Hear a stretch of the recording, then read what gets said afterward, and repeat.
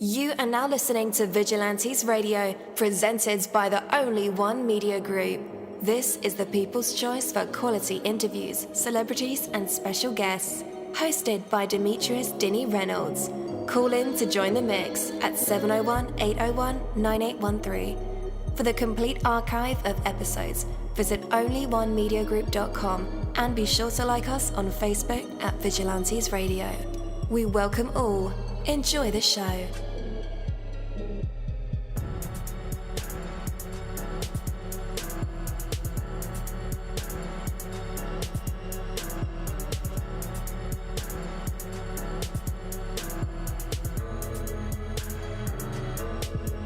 Ladies and gentlemen, please welcome your host, Demetrius Houdini Black Reynolds. Enjoy the show. Hello.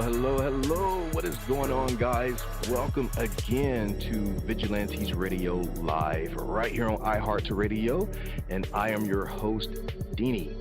Oh yeah, we have another special guest for you, so you definitely want to stick around for that. And as a matter of fact, go ahead and text your buddies or your family members, or even share it on social media right now and let them know that we are about to dive deep into another interview.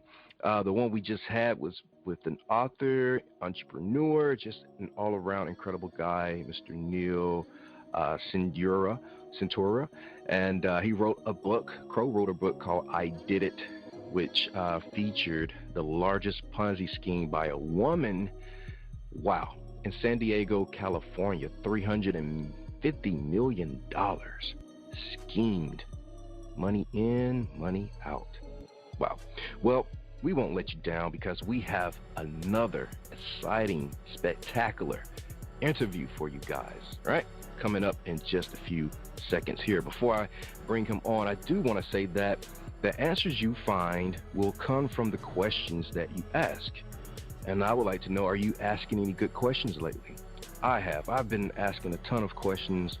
I think it's just grief for me, but two of my best friends passed this year.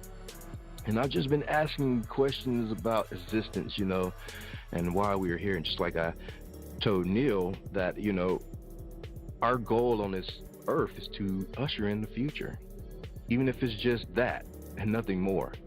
Anywho, the things you accomplish will result from the efforts you mount. The places you go will depend on the journeys you undertake. The rewards you enjoy flow from the risk you are willing to accept. When you control the causes, the effects will be to your liking. What you get from any experience or situation depends primarily on what you put into it. And those who are wise have made the effort to learn them, and those who are wealthy have made an effort to earn. Output depends on input. Input depends on you.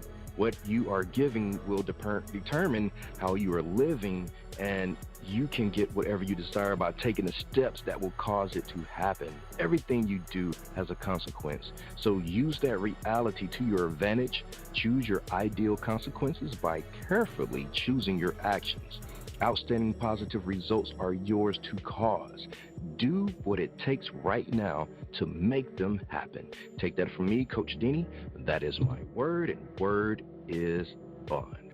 Yo, hello, and welcome to another incredible episode of Behind the Mind series, where we dive into the universe of the people who create these marvelous aspirations. It feels so good to be back with you guys once again.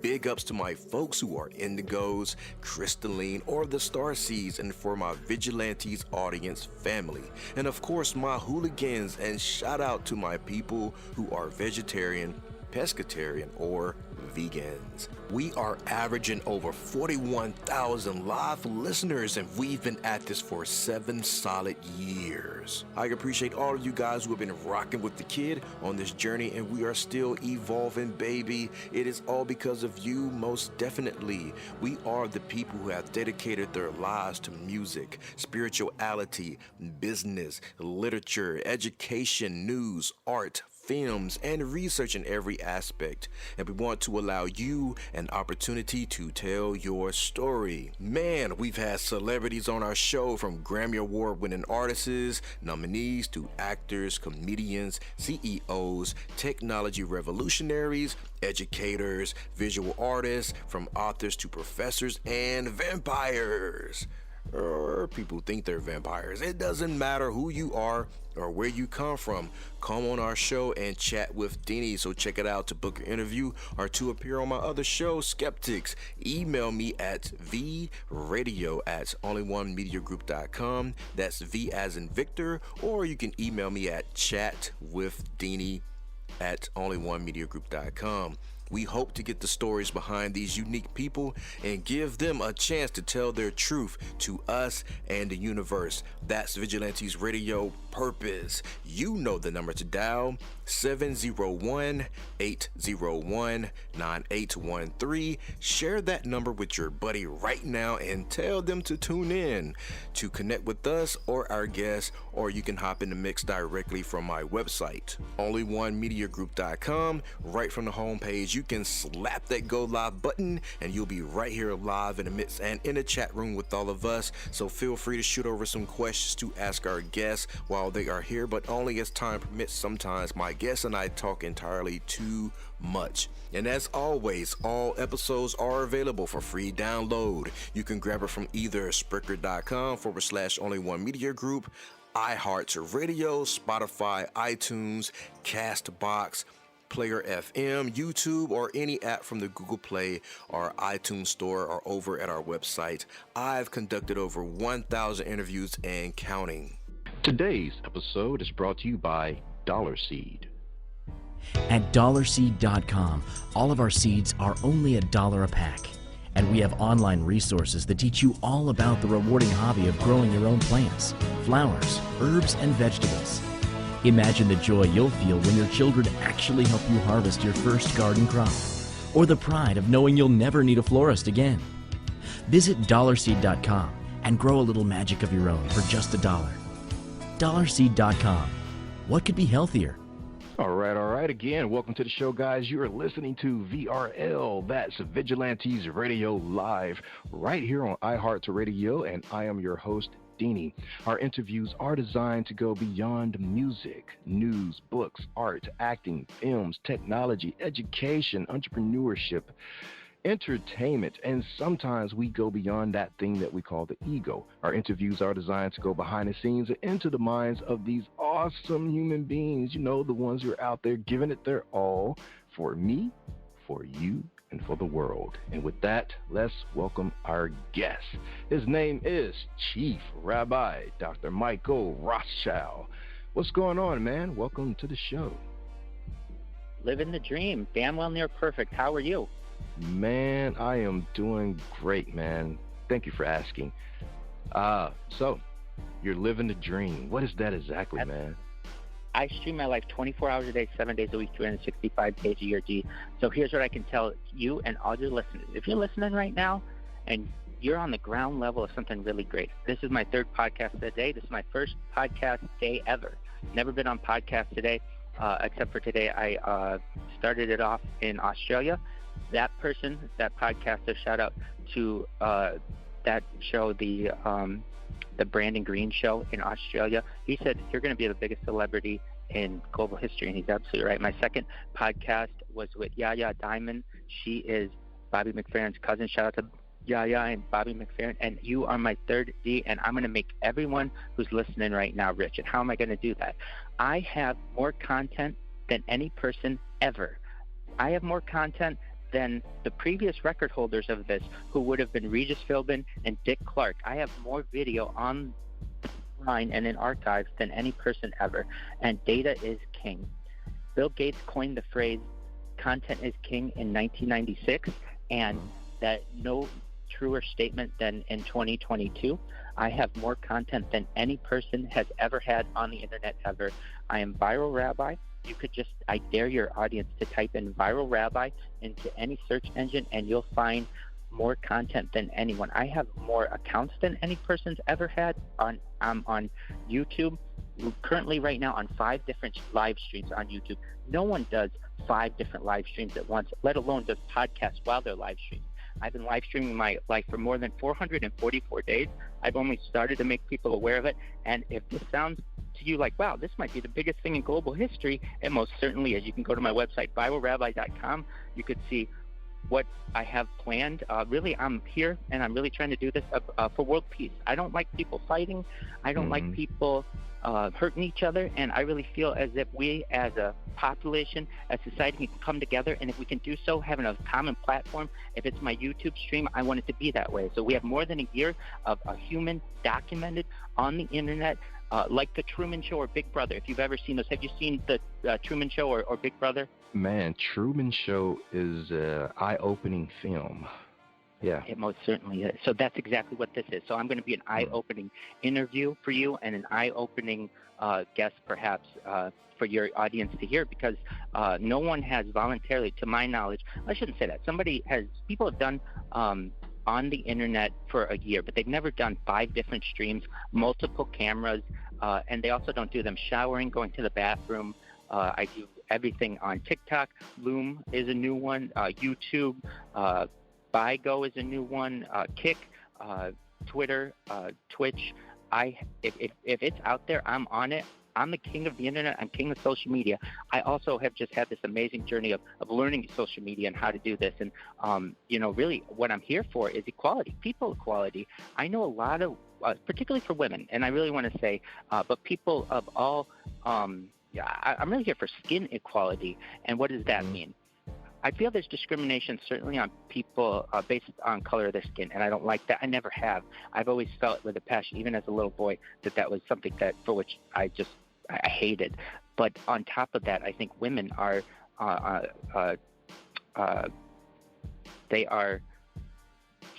would say discriminated de facto based on their gender when it comes on social media and technology based on their nipples. And what does that mean? Men can show nipples on YouTube and women cannot. And that to me is de facto discrimination. I don't like it. I don't want to have girls or a wife in this world perhaps one day who makes a mistake and maybe she has a nipple that shows on YouTube and she loses her account.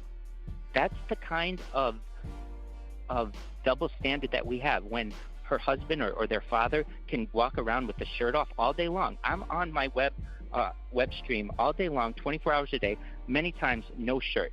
I can do it. Why can't women? To me, that's just de facto gender discrimination. I pose it to you. How do you understand what I'm saying? Basically, women, if they have exactly. It seems to me like somebody should be the flag bearer for this, and so I'll be the flag bearer for it. I have a lot of documentation here of me being able to use these streams, and if I can do it with my nipples showing, I'm not saying women have to be forced to by any means, but it should be an optional thing.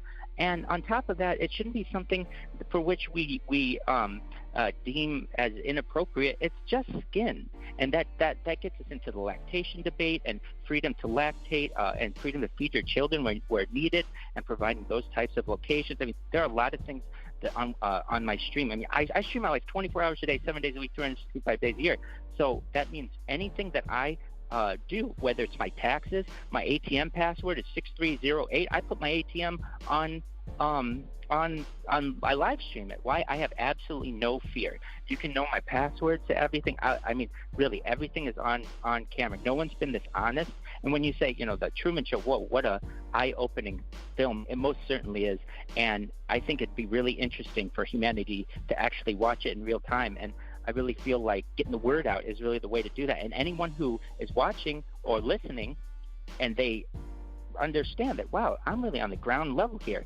Bill Gates in 1996 had a statement, content is king. And if I have more content than anyone, how am I not king? And I will make everyone rich who's on this. I'll make you all trillionaires. And we'll be the first trillionaires. We'll explore space together. I see this as a new frontier.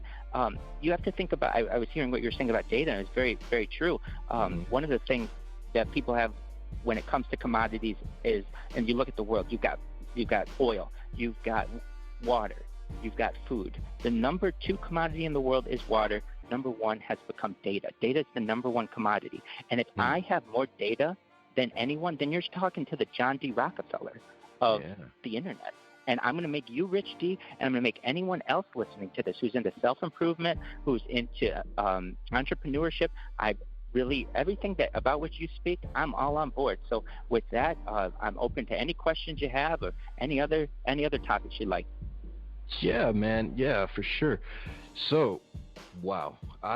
First of all, man, I just got to say that's incredible what you are doing, especially because it's for world peace.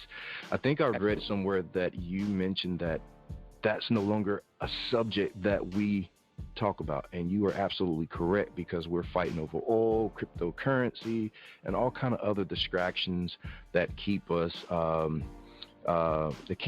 in this fishbowl type of way of living that we've been doing for the past 50 to 60, 70 years. So yeah, man, I totally agree. But what I want to know, man, ViralRabbi, when did this journey begin for you? Great question. I started videotaping my golf swing like last summer, and I noticed that I had some really funny jokes and shtick as I was hitting golf balls at Tiger Woods' golf course here in Orange County, and it was really funny. And so I started recording it along with kind of watching how my golf swing was going. And I realized I had a lot of content over the course of a day. You might get a whole hour in, and that's just you. And if you practice every day or so, or I do 6 days a week, or as I did then, you had a lot of content. So basically what I ended up doing was figuring one day, I'll just start doing this when I'm at home. And when it started, I was in a suit and tie, and I was very, very formal.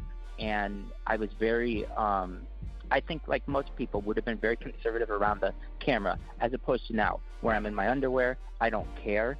A year and a half later or so, it really, you kind of aren't fazed by the public eye anymore. People have seen me in basically every single country. I've spoken with people in basically every single country. It's really, to me, not anything strange to be so open to the world. So it really was kind of an interesting thing. It was me recording my golf swing. That's how it started, the catalyst. All right. So once you saw that you had a bunch of content and maybe some commentary that were, funny, what gave you the courage to share that with the world, via the internet? Well, I didn't have any enemies, or I didn't think that I did. And so I thought, I haven't really hurt anyone in the time that I've known everyone in my life. I've just had really pretty good relationships with people generally. And so I didn't feel like anyone would come out and be like, oh, this isn't who he is. This is absolutely who he is and who he's always been. And so I really felt like it gave me an opportunity in my life to I didn't have any fear when it came to that. Also, I felt like I could teach a lot of people a lot of things, and we could learn a lot of things together. I know, so by trade, I'm a software engineer, software scientist. I'm a certified project management professional, and Amazon data cloud scientist. So I do have a background in technology, and a lot of things that what I think annoy me about technology annoy a lot of people, and the lack of integration, whether it's from your vehicle to your device, or Bluetooth doesn't work, or your Wi-Fi isn't working. There are many things that I feel like with which I could use this stream to improve society. I mean, here's a perfect one. It's almost a stand-up bit. How many bars do you have on your phone? Is it 1 bar, 2 bars, 3 bars, or 4 bars? Anywhere in the world, it's 1 bar, 2 bars, 3 bars, or 4 bars. Why isn't it like signal strength, 50%, 70%, 90%? Why can't I get some kind of reading? Those kind of things are things, little things that you see that I know that the overall majority of people will certainly agree. And the big overall theme of this most certainly would be world peace. I mean, I don't want war anymore, and I think a lot of people out there agree with me. People used to talk about no more war in the 1960s. It was a thing, and people don't talk about it anymore, and I don't like that. There's not a whole lot I can do about it except share my life with the world. And I've always been someone who's been pretty honest in my life. I'm not perfect, but I don't really have any fear. I'm pretty fearless in this. I'm not afraid to say anything to anyone. And as we speak, I'm pretty confident that that person with whom I spoke earlier today in Australia is going to be right. That I'm going to be the biggest celebrity in world history. And D, you're going to be this is going to be a super big hot podcast. Everyone who listens to this, go to ViralRabbi in YouTube, check it out. You will see I've got hundreds of accounts. You've never seen so much content than I have. And it's like, why do you have so much? Why don't you just have one content, one stream? It would be a great question. Why not just one stream? I'd love to, but the way that YouTube is with the DMCA copyright takedowns, they'll ruin you. And trust me, I started with one stream, like everyone does. And so I had to kind of bully Google and Alphabet and YouTube and create a bunch of different streams. So now if a random song comes on the radio and I get a DMCA takedown, that's fine. I've got 15 other accounts to use, and I'll just put one up. And if you always want to find me, you just put in hashtag ViralRabbi, and that's the power of the hashtag. As you can always find me, because I always just put in hashtag ViralRabbi in the description, and then you just search by live, and boom, you've got 5 instantaneous or 6 or however many different streams I have going, but always at least 6 or so different streams going simultaneously in YouTube, and you'll see what we do. I mean, you see a person's day from literally when they awake. No, I mean, barely, like, that was a weird thing, seeing myself awake on camera and what that's like. You know, I mean, very few people have that, to the point where, like, I have fans in the audience who sometimes would like, you know, they're trying to get a hold of me in the chat, or they'll be calling me and I'll be asleep. But there are some things, you know, you can't control, of course. It becomes very funny. I do take the stream on the road, so I've been as far north as Santa Barbara. I go to Beverly Hills. I go to Dodger Stadium. I go to Long Beach. I go to Disneyland, all kinds of places in Orange County. I'm in Irvine, California. If you know where Irvine, California is, it is near Disneyland, just north of Newport Beach, and just really close to the ocean. So I do have some ocean. Sometimes I go to the ocean as well. It's really difficult, though, as you can imagine, having a single stream and keeping that continuous when you're going through mountains and things like that. So what I normally have to do is take, I have cameras that I have in my car, and then I have that on extra discs. So if I need to upload something, I'm always on camera as much as I can be. And literally no one has more data of themselves uploaded online. No one has more accounts than I do. Few other interesting things that I've done on the stream. I'm the first person, you might have seen the picture, but if not, just look at ViralRabbi and you'll see. I'm the first person to have a black hat. I'm a black hat rabbi, and I have a black hat on in my driver license picture. So that's never been done before. And so that's a really interesting thing about, many people don't even know that you can wear a head covering for religious purposes in the state of California. And so I'm the first person to do that. And so just, you know, for your listening audience, if they have a certain reason, there's a form with which you can fill out, and at the DMV, and you can do the same thing. But I was the first person to do it, and also first person to have their whole life online. So I've got a lot of firsts in this, and I'm very confident. I'm going to make you a rich person, and all your listeners rich. Well, check this out, Rabbi. So the other podcaster said that you were going to be the biggest celebrity. What I'm thinking, 50 years from now, you know how, I don't know if you like antique shops. I do. I love them. Absolutely. Yeah, I frequent them a lot. So I'm looking at like past relics from, you know, past generations. Who's to say in 50 years from now, we stumble in an antique shop and there's not the Truman Show, but the ViralRabbi footage. That's what there will be. That's absolutely what there will be. Humanity will learn more from this than they will from the Apollo program. That's living history, man. Wow. It most certainly is, and you're in it. Wow. It's funny. You think you're on, you really do. You think, you kind of think I'm on your show. You're really on my show. Oh, yeah, I know. It's a beautiful thing. I mean, so what does that mean? I mean, I hope, let's do it every 5 years. We'll listen to this call as it gets big, and we'll just reconnect. This was a big moment where it was like, boom, we knew that this might be something when you have like an Antiques Roadshow 50 years from now, or whatever that may be, you know, there'd be an antique relic of that kind of archival footage of this. And I most certainly think that would be some things that I think would probably happen as well, is like 360 versions, 360 views of it. I mean, right now I've got it on my ceiling and left, right, front, and back, as well as right in front of me. You have my desktop as well. But I could imagine that it'd be like a 360 view of that. Other things that I really feel like perhaps we might see by then, I know you talked about futurology. I don't know if you've heard of the Line, but it's this project that's being completed in Saudi Arabia from the Red Sea. It's like it's a huge project, but basically it's no cars, completely sustainable, completely green project. Some others that I think that may get kicked off someday are space elevator. If you're familiar with what a space elevator is, perhaps the Kuwaitis might help with that. What is that? Basically, you can put something into low Earth orbit to be able to take an elevator into space, and perhaps use that as some type of portal device. There's brain uploading. I heard you say 2 of your friends had died this year. I'm sorry to hear that. Yeah. But this should give you some positivity. We're going to get them back. And what does that mean? If I live forever, or if for as long as I can, and I think I may, and I think you may too, via brain upload, we're going to develop some kind of machine together, and we're going to get their DNA, and somehow, some way, we'll be able to get them back using photos and any kind of evidence that we have. Because AI is a thing. It's so smart. Just recently, within the last 10 years, AI has surpassed human intelligence. We don't know what that means when it is like quantum computing. What does that even mean? How that could perhaps predict the future, or those kinds of things. I have kind of been someone to think, if you knew where every molecule was, at least in a closed system like a solar system, at any given time, and you knew its velocity, you perhaps might be able to tell the future of that. Meaning, it would be as if I had a pool table and I were hitting the balls with the tool cue, and I knew just based on the angle, I could run simulations and basically know where absolutely everything would happen in time. That's the kind of future quantum computing brings.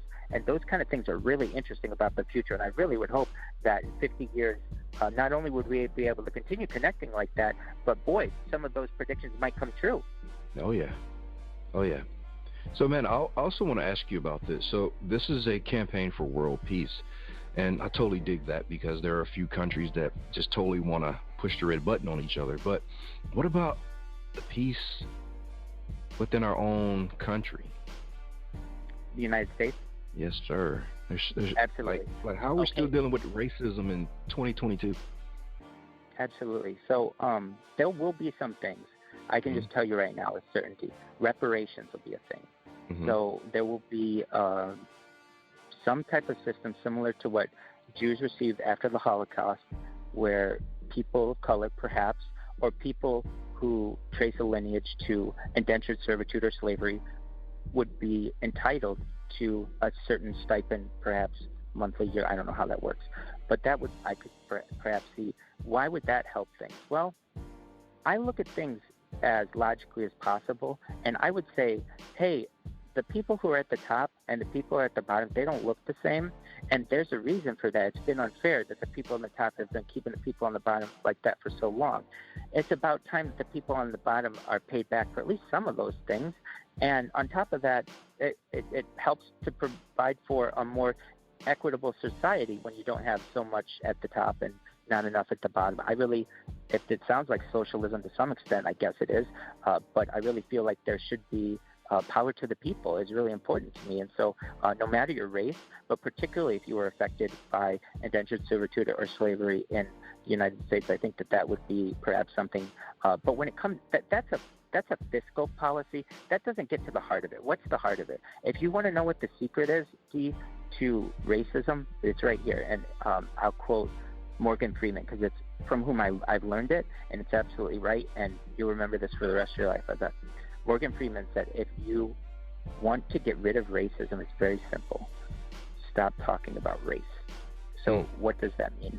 If society never mentions black, white, yellow, red, green, blue, if you never mention it, it goes away within a generation, and kids never talk about it anymore. And that's what will eventually happen. We will all be a color, like a neutral color, somewhere between a black person and a white person in the middle. It'll be a common color, and we won't talk about race anymore. We aren't there yet. We're getting there. We're in the generations, perhaps 2 or 3 generations before then. But people perhaps may listen to this in the future and say, wow, Rabbi Rothschild had a lot of foresight to be able to see that, because it's literally impossible to keep I shouldn't say literally, it's nearly impossible to keep a populace segregated as we have. The only reason why we have any different colors and we are now somewhat mixing is because of transportation. The ability for people to be able to travel somewhere within a day makes dating easier, makes relationships easier. Before, to get from Africa to the New World was a terrible process. To get from Asia to Europe was an incredible process. So there wasn't intermixing amongst societies. Now it happens every day, and it's a positive thing. And so the old world where people are segregated and don't intermix is gone. There's a new future where it's people of one color, perhaps, and really standing up for their rights. Yeah. You are speaking truth. The multiracial conversation is coming up a lot, and not just, from communities, but from people in power.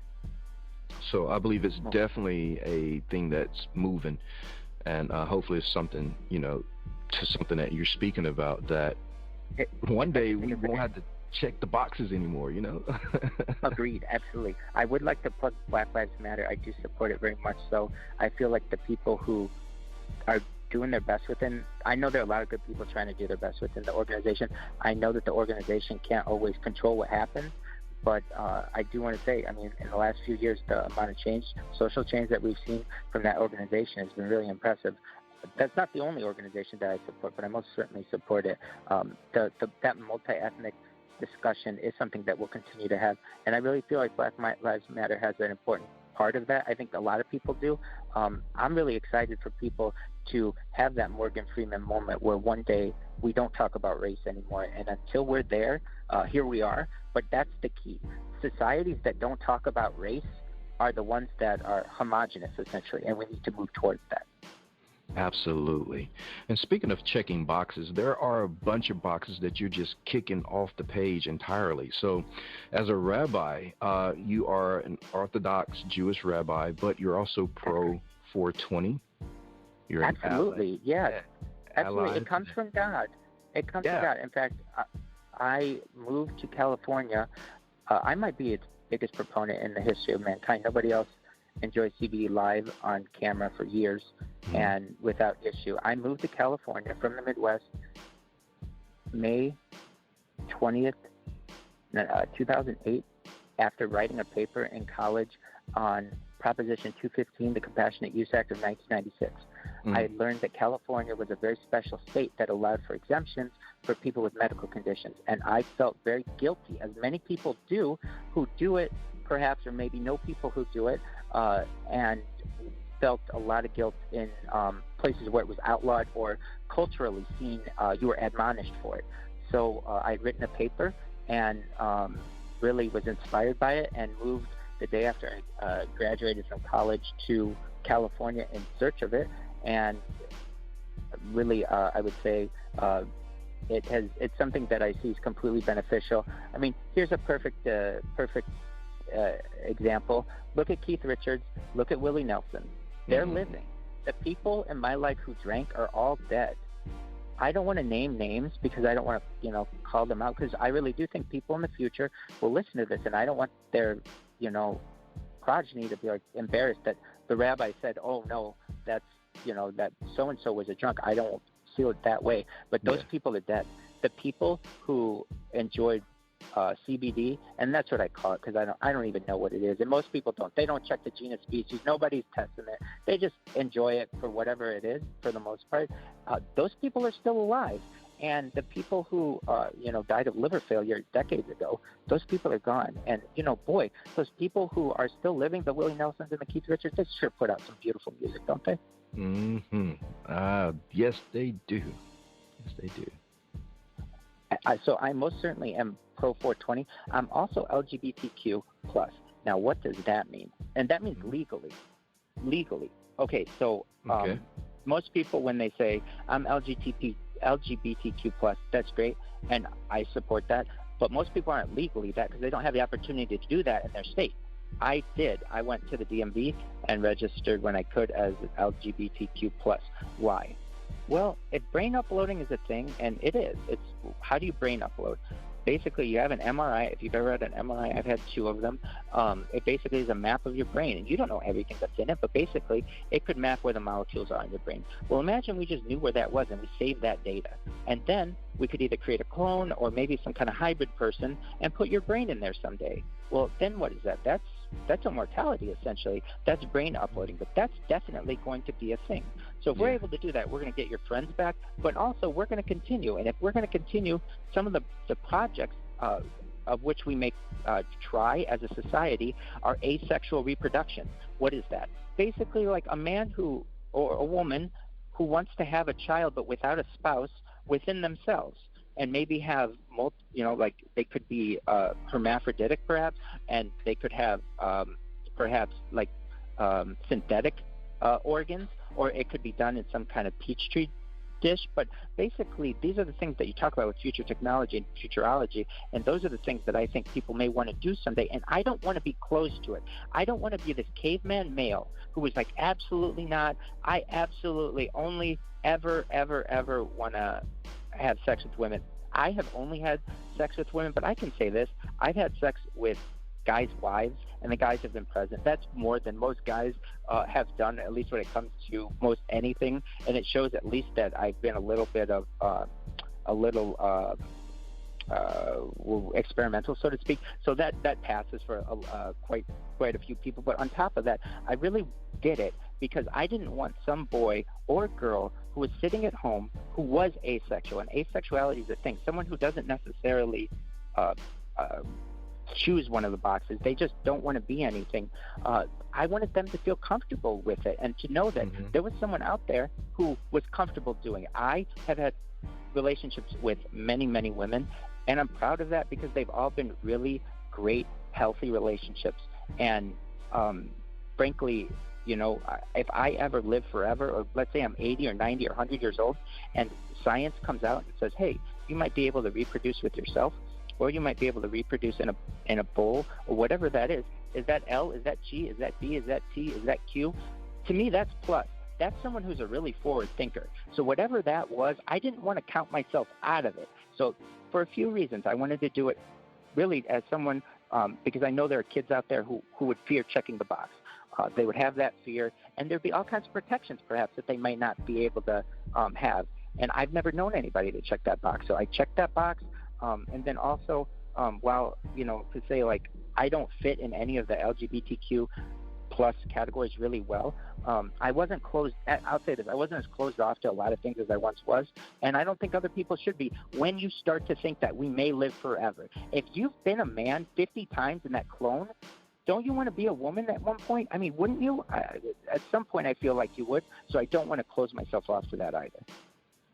I see. Man, that is genius. The plus can be future forward moving. There's no telling what the plus can, evolve into, right? Absolutely. You want to know how I'm going to take over the world? You're a genius, man. I appreciate that. I really do. So here's how we do it. I have a friend of mine's business, and he has a purse company, and it's basically the Purse of the Month Club. He's going to give me 51% of his business, and for that, I'll make sure that his family, once this stream gets big, is taken care of for the rest of time. He gets to keep 49% of the business and do with it whatever he wants. Then I'm going to go to another business, and I'm going to say to them, look, my friend just did this. Give me 51% of your business. I have all this data online, and you get to keep 49% of your business. If I go to General Electric and I say to its stockholders, I'll make sure that you all are taken care of for the rest of time, 51%, all they have to do is a stock split, basically, is what it would be, perhaps, and sell 51% of the company to a mutual fund. That's when you're getting really, really big. But basically what my plan is to go to companies, start small, but it would take off like gangbusters once somebody figured this out, and say, look, we have a really good thing here. We want to create an equal society, and we feel like perhaps many corporations are too big, and they should have more of a societal duty. And I really think a company like, I'll just say it, a Goldman Sachs out there, who has all the money that they ever will need. There's no one that's going to, perhaps have a bigger name than Goldman Sachs will easily see its shareholders say, you know what, this rabbi has more content online than anyone, and he's getting all these companies to start giving them 50% of their stock, 51% of their stock. And on top of that, that puts us on a list, basically. And that list means that if we own this stock, we're going to be trillionaires, because this person, they've hit the gold mine. They have more data than anyone in the world. I really feel like it will be a domino effect. When you say you're a genius, I really appreciate that. That's a very high compliment. And I'm going to tell you this. If it turns out to be right, I'll make sure you're one of those trillionaires. I really mean that. I don't want your kids, if you have children or you plan to have children, and if you don't, I want you to start planning for it, because I'll make sure I'll do everything that I can to help you to live on, and so that your kids number the stars, just like they talk about in Torah. I mean, really, I want to help everyone out there who helps me. So if you're out there and you hear this, please go to ViralRabbi.com. It's my website. It's hashtag ViralRabbi in any search engine, but just put in hashtag ViralRabbi into YouTube and search by live, filter by live, and you'll see this is going to take off big time. This is, if you're like, man, am I hearing this? Is this going to be the biggest thing in world history? Absolutely. This is by far the biggest thing in world history. So it's something about which to get really excited and tell all your friends and family. Absolutely, man. All right. So before I let you go, we do have to address the elephant in the room, and I guess you're the perfect person to ask this question. So we're on this campaign for world peace, but why does part of the world, I won't say all of the world, part of the world, why do they paint the Jewish community to be like mass media business monsters? Like, let's take Kanye West for as an example. Absolutely. Yeah. He truthfully, he's going to get the rash of the media, but he didn't say anything that isn't 100%, I don't want to say 100%, but potentially 100% verifiable with facts, that Jewish people have a lot of influence in the media. And to quote Ben Stein, and what of it? Basically, and that's the way that it falls. What I want to do is give people an opportunity. Judaism before was very closed off. Within Jewish law, we do not open ourselves up to other people in society. It's part of Jewish law, especially within Orthodoxy. I wanted to change that. For once, the world had the ability to see an Orthodox rabbi who dons tefillin every single day, who reads from multiple what are called Siddharim and essentially, I do everything that I can to be as religious as a person while, also promoting my stream and those kind of things too. What Kanye West said, here's the thing, to the Jewish community, what would I do? What would you do if I told you Kanye West's mother is Jewish? How would you react to that? Now he can speak, and you can't take away his voice. He has the same way of speaking. Too often, the black Jew has been left without the voice, and people don't take it seriously. That Kanye West's mother, you can follow it to Ethiopian Jewry, and so for him to be, I feel like he should be able to say that, even though perhaps he's going to take a lot of brunt in the press, in the media, because of its ownership. It isn't to say that what he didn't say was true.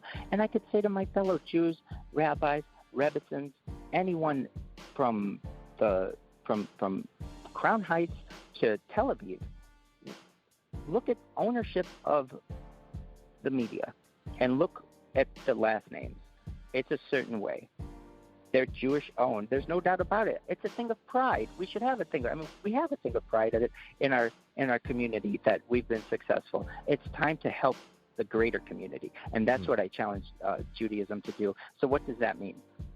Really, it means to open up its doors to conversion. It never did that before. Jews always were closed to conversion. So what does that mean?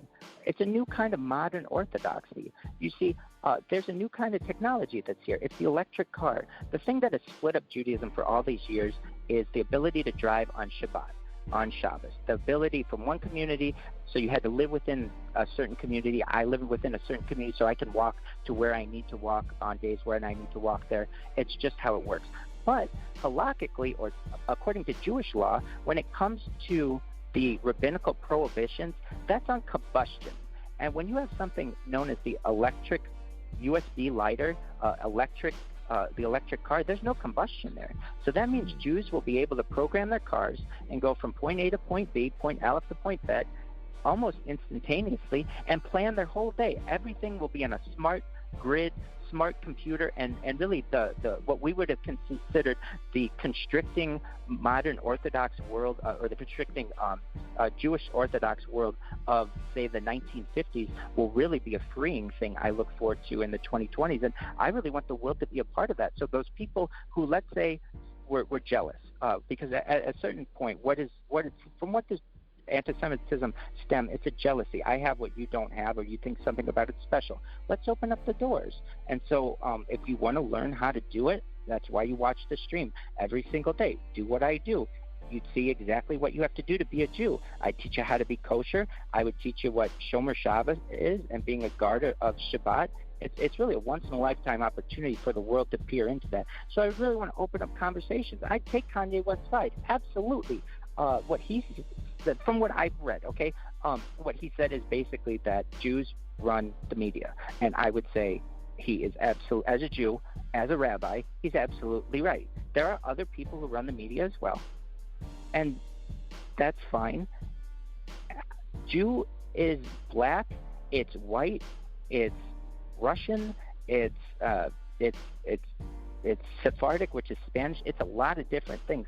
So I don't want people to think that it's one kind of person. Get that out of your head. It's a lot of different people. But I wanted to open that up to people. I think there are a lot of people out there. Perhaps you're someone like that. Perhaps Kanye West is. I know he's someone like that. A lot of people out there have mothers who they could genetically link themselves to the Bible. And what do you do with those people as Jews? We say that if your mother is Jewish, you're Jewish, basically, and it's past matrilineal mitochondrially. Well, if there's some kind of DNA test that can find that, and I've had it done, I shouldn't say I've had that done, someone in my family's had that done, but I have the results, that I can link myself. That isn't to say that other people can't as well. Why shouldn't they be welcomed in? And Kanye West, I would welcome him in to the Jewish community and to my shul. Why? His mother's Jewish. There's no other thing about it. If we want to debate that he shouldn't get a voice, or he's not been religious enough,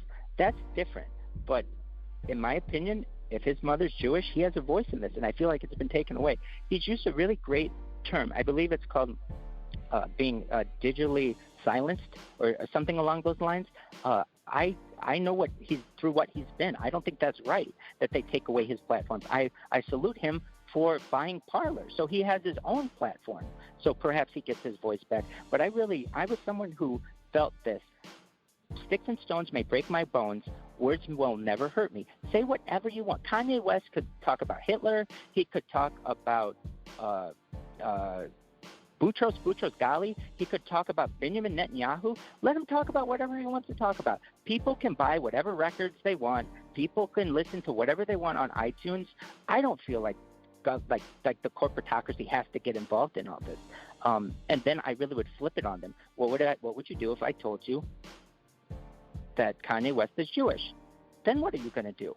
And everyone says, oh, well, he has then as much right to say what he wants to say. Not to say that he doesn't anyway, but he has even more right to say it than perhaps to be able to criticize his own people. Maybe he's an assimilated Jew, someone who perhaps had a Jewish mother, a single mother in outskirts of Chicago, or inner city of Chicago. But if you trace that woman, she could trace herself up from the Great Migration to the Deep South, perhaps. I don't know this exactly, but then from some perhaps ship from Ethiopia or somewhere else in Africa, and those Ethiopian Jews, of any Jews that I've ever encountered, are the most dedicated to Torah. So it would even be even higher praise to come from that kind of stock. So for people to take away his voice, I really feel it's unfair to him, but I understand how it is. Everybody's got a boss. I really feel like people are going to wake up and they're going to see I am the boss. I have more content online than anyone. Nobody just cut our our stream, nobody. I can say whatever I want, and for me to be able to critique my own people, they're going to find out. They've got a boss, and I am he. Yes, sir. Yes, sir. So, Matt, I also want to ask you this. With all the channels that you have, all the multiple streaming platforms that you are a part of, the king of the internet, how do you find focus to grow these different channels? It's wherever I don't get banned. So I work on something so hard until I get banned on something. So what does that mean? I have bots that I've created that basically that will automatically upload YouTube or automatically tweet for me using basically a program that uses an overlay on a phone. It mimics touch gestures of someone, so it thinks someone's clicking it, and it's actually posting whatever I want. So I really test all the limits. So Twitter, I'll tweet a single person until they ban me, and then I'll keep tweeting out. I'll tweet massively. I'll tweet one person. I'll try everything until I get banned a few days there. Okay, whatever. Then and I'll create like 50 accounts, not just one or two, 50. Like Kanye West, if he creates 50 accounts, they're going to ban him immediately. I already have 50 accounts. They don't know who I am. So when they find out who I am, it's like, this person has more accounts than any person in history. They have more channels to distribute their information. You can't ban them. If you do, they'll just create another thing, put hashtag ViralRabbi, and everyone will be able to find them. That's the thing. If Kanye West had a I'm not saying that he doesn't. He could use hashtag Kanye everywhere, and he does to get his word out. But basically, you always know if I get banned, within 20 minutes, I'll have another account. And unless YouTube changes its entire policy where you don't have your SMS and the two-factor authentication and all of that, it would take a lot of work to be able to do that. And trust me, the word will get out before then, and then I'll be able to, perhaps I don't want to create my own platform. Really, I just want to live my life normally. But I really feel like I could help people with it to be able to get out the word. When it comes to the different platforms, though, I do find once I've got the YouTube streams going, then I experiment. So that's how I've gotten into some new types of social media. Omelet, which is like a new kind of Twitch, and if you know what Twitch is, Twitch was the old Justin TV. That's how Joe Rogan started way, way, way back in the day. His first podcasts were on Justin TV, which became Twitch. So Elon Musk bought Twitch for Twitch. He bought Twitter as well. Really? When did he buy Twitter? I'm sorry. No. I misspoke. I'm sorry. Jeff Bezos. I'm sorry. I misspoke. Okay. Yeah. Jeff Bezos. I absolutely misspoke. Jeff Bezos bought Twitch in 2014 for $984 million, and it still sucks. Global gaming should be everywhere. We should be coming home from school and gaming. We should have video on video. Everybody should be gaming right now. Twitch really hasn't become anything, and I really think that it really has a big opportunity. And so what I found is that Omelet is a big competitor of Twitch, and so I do a little bit of gaming and do get some people there. I would say as well, the big thing that Omelet allows you to do, at least a premium account, is I can log in with one and be on YouTube, Twitch, some other ones at the same time, like 4 at once. So just from one stream. On top of that, some new ones your listeners probably, of which they haven't heard, maybe they have, but Bigo. There's, of course, TikTok. There's Kick. There's Omelet. There's Loom, which is a new one, LOOM. There's YouTube, of course. There's Snapchat. Snapchat has a web feature now, which is a new feature that's out there. It's web.snapchat.com, and you'll be able to log into your Snapchat using a web browser. A lot of people don't know about that. There's Reddit. I'm on Reddit. Imager. I'm trying to think about Facebook, Instagram, of course. Any other big ones that I have found that are really the best. One of the best apps out there is Reddit.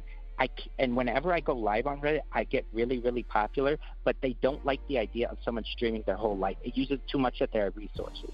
So I understand that. That's another thing, another issue with which I run into with these companies is they'll say that you are using too much of their resources.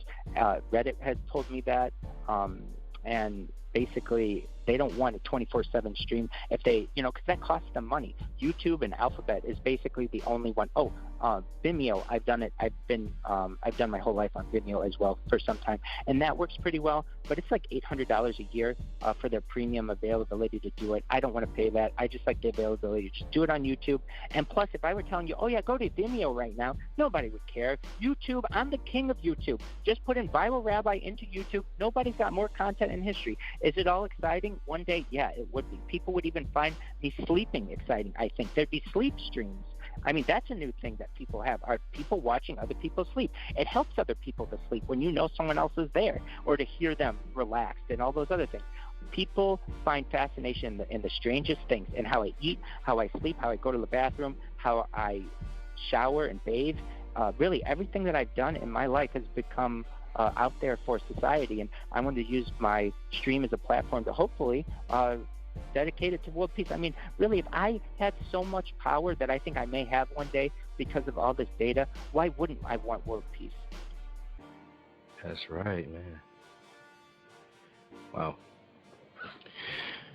All right.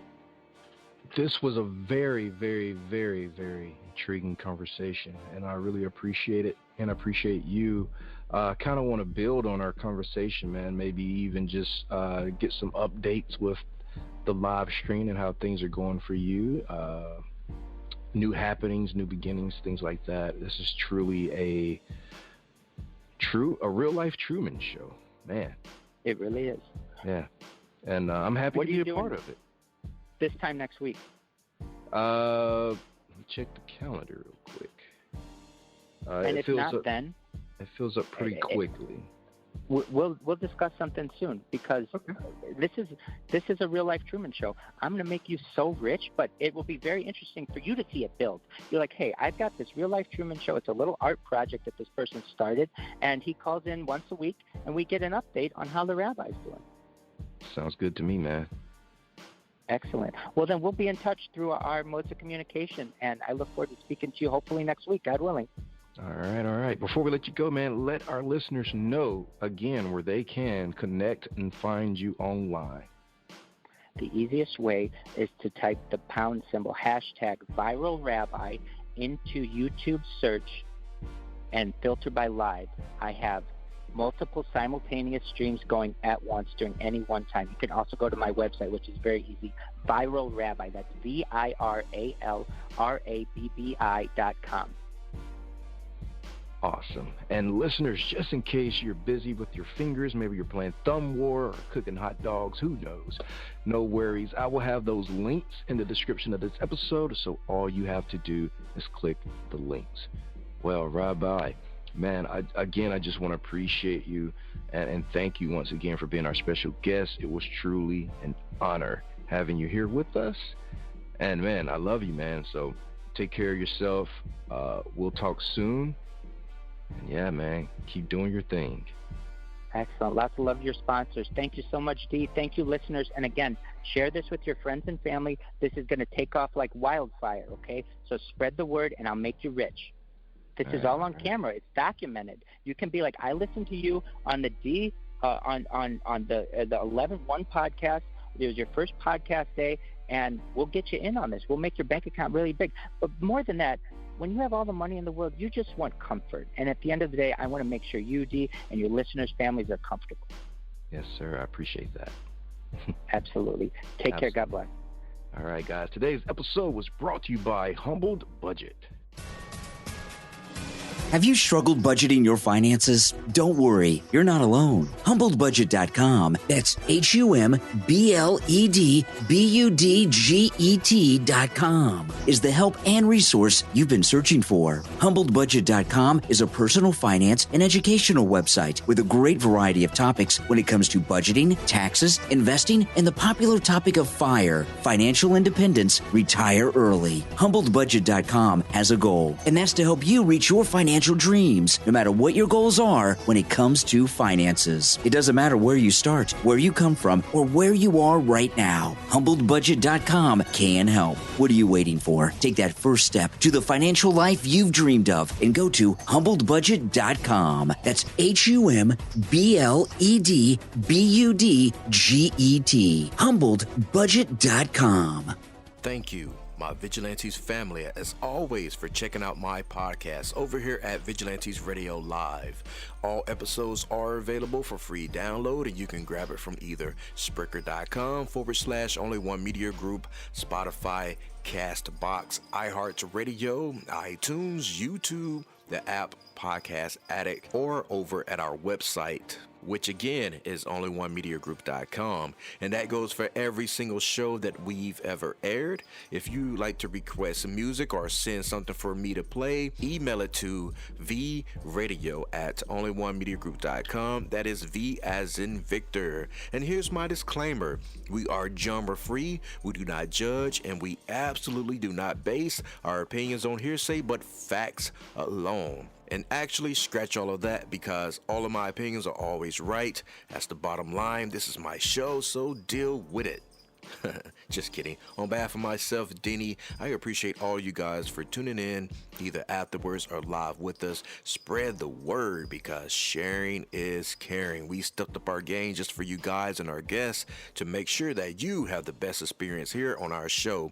Be sure to connect with me on Facebook, Twitter, Instagram, Tumblr, Snapchat, TikTok, at all social media sites, as well as Spreaker, YouTube. We always follow back. Okay, well, just remember to put yourself into everything that you do and never stop investing in yourself. Peace, love, grilled cheese, and talk with you later.